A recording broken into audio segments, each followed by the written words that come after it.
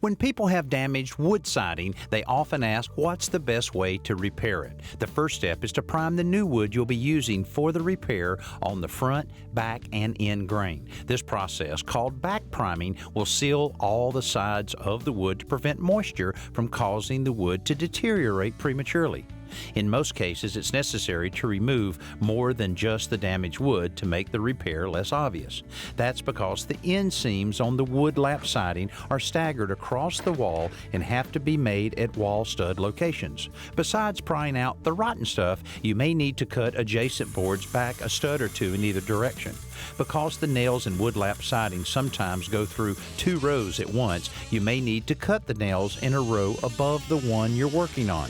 When you're ready to install the new material, creating a gauge block will help ensure that the reveal of each board is identical. Use galvanized spiral shank nails to secure the boards, then caulk all the seams once the repair is complete.